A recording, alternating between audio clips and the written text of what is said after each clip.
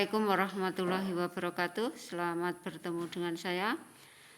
Anak-anak, senang sekali hari ini kita dapat bertemu kembali dalam mata pelajaran seni budaya di kelas 11. Sebelum pelajaran ini dimulai, ini akan saya sampaikan sedikit tentang tujuan pembelajaran. Tetapi untuk tujuan pembelajaran ini belum kita bahas dulu ya, kita lihat dulu bukunya. Tentunya Anda juga sudah pinjam ya bukunya seperti ini untuk buku seni budaya kelas 11 ya.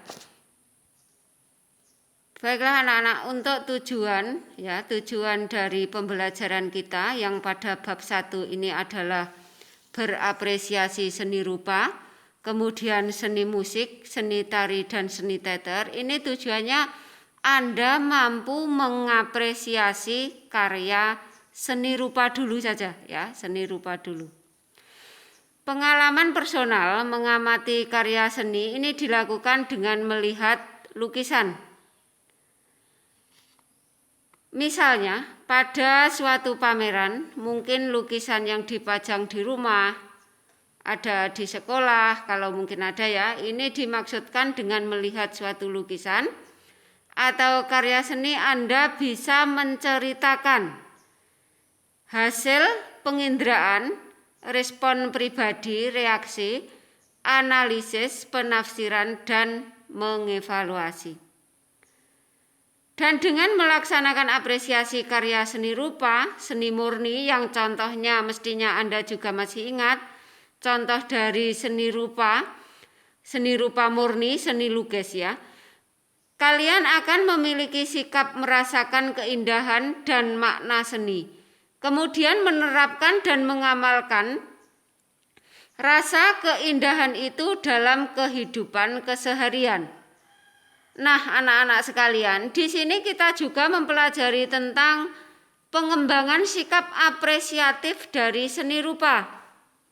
Sebenarnya ini juga seni musik, seni tari, dan seni teater. Pada hakikatnya, semua manusia ini dianugerahi oleh Tuhan apa yang disebut dengan rasa keindahan. Meskipun ukurannya tidak sama setiap orang, jelas setiap manusia sadar atau tidak menerapkan rasa keindahan ini dalam kehidupan sehari-hari. Kita ambil contoh saja. Misalnya kita pada memantaskan diri dalam berpakaian, maksudnya biar kita kelihatan cantik. Misalnya kalau misalnya jilbabnya itu warnanya hitam, misalnya bajunya misalnya batik yang ada kombinasinya antara warna hitam, merah, dan lain sebagainya. Kemudian misalnya rok yang digunakan juga hitam, biar kelihatan cantik misalnya. Kemudian yang kelihatan gagah misalnya ya, yang kelihatan gagah juga seperti itu. Misalnya biar seperti direktur ya, pakai dasinya hitam. Bajunya misalnya putih, kemudian pakai jas hitam, kemudian celana hitam. Itu cara memantaskan, misalnya untuk memantaskan diri. Kemudian ada juga kalau memantaskan untuk arsitektur dalam rumah tinggal misalnya. Kemudian memantaskan kelas, halaman sekolah misalnya, biar sekolah itu tamannya misalnya, taman untuk di sekolah itu tidak monoton, bunganya tidak cuma warna merah, misalnya tidak cuma hijau dan lain sebagainya. Jadi itu ada aturannya ya, ada biar kelihatan pantas, biar kelihatan seni, kalau dilihat orang sedap misalnya. Anak-anak semua yang saya cintai, selain kita mempelajari tentang apresiasi seni rupa, ini kita juga mempelajari tentang pengembangan sikap empati kepada profesi seniman dan budayawan.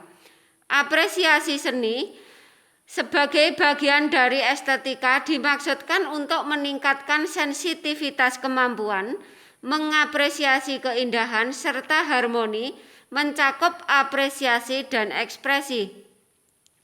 Pengenalan tokoh seni budaya yang meliputi tokoh lukis, ada juga tokoh apa? Tokoh tari, kemudian tokoh teater, musik, dan lain sebagainya. Itu adalah upaya nyata pengembangan sikap dari apresiasi tersebut, yang jika dilakukan berulang-ulang akan menimbulkan perasaan simpati. Anak-anak, selanjutnya kita bahas tentang perilaku kemanusiaan berbudaya dalam kehidupan bermasyarakat. Kita pelajari dulu arti dari budaya. Kata budaya ini berasal dari bahasa Sanskerta yang berarti akal dan nalar. Kata kebudayaan dapat diartikan hal-hal yang berhubungan dengan budi, akal, dan nalar. Kebudayaan ini diartikan sebagai manifestasi kehidupan setiap orang dan setiap kelompok orang. Dengan mengenal dan memahami serta menghargai kebudayaan sendiri, orang dapat mengembangkan potensi perilaku yang baik bergaul dengan masyarakat seni, misalnya ya. Kemudian lingkungan sosial sebagai insan yang berbudaya. Kemudian pengembangan sikap ramah, misalnya saling menyapa dengan mengucapkan salam dan rendah hati dalam berinteraksi secara efektif dengan seniman dan budayawan. Anak-anak, kita lanjutkan dengan interaksi dan komunikasi efektif dengan lingkungan seni budaya dari pengalaman belajar apresiasi seni. Ini akan menimbulkan sikap demokratis, etis, toleransi, dan sikap positif lainnya. Kita ambil contoh, apabila kita lihat kita akan melaksanakan suatu pameran akhir semester misalnya ya, atau kita laksanakan misalnya pada bulan Agustus misalnya, kita akan menentukan tema. Misalnya pada Agustus kan ada 17 Agustus, ada peringatan kemerdekaan misalnya seperti itu. Kemudian suatu sekolah kita akan mengadakan suatu pameran. Maka dengan adanya pameran itu kan kita memerlukan tema. Temanya kita ya apa yang kita ambil, kemudian lokasi di mana misalnya. Apakah di lapangan Miri ataukah misalnya di Ngadirojo dan sebagainya. Kita harus memberi peluang yang sama kepada semua anggota pameran. Kan sebelum itu mestinya juga ada rapat panitia pameran misalnya seperti itu. Dalam mencari teman belajar, teman bergaul, kita harus memperhatikan sikap toleransi. Sebab kita harus sadar bahwa seni dapat dipersepsikan secara berbeda. Maka sebaiknya kita dapat mengamalkan perilaku positif dalam berinteraksi dengan masyarakat seni rupa, kemudian dengan masyarakat seni pertunjukan, dan masyarakat dalam konteks lokal. Setiap manusia dianugerahi oleh Tuhan perasaan keindahan, sadar atau tidak. Manusia menerapkan rasa keindahan ini dalam kehidupan sehari-hari, dalam aktivitas kesenirupaan, baik dalam proses penciptaan, pengkajian, dan penyajian. Senantiasa dipandu oleh rasa keindahan yang sifatnya esensial dalam seni. Pada hakikatnya, pengalaman menikmati rasa keindahan itu akan memberikan kebahagiaan spiritual bagi manusia. Misalnya kita ambil contoh ya, pada seni musik misalnya kita akan menghilangkan stres dengan mendengarkan lagu-lagu, misalnya lagu-lagu yang sedang hit, atau misalnya kalau kita melihat pementasan pada seni teater misalnya, kita juga akan merasakan akan hanyut pada situasi yang dibawakan pada waktu pementasan teater tersebut. Anak-anak, karena kita dianugerahi oleh Tuhan oleh rasa kebahagiaan spiritual misalnya seperti itu, maka kita harus mensyukurinya. Kita harus bersyukur kepada Tuhan. Baiklah anak-anak, itu sedikit materi yang saya sampaikan kali ini.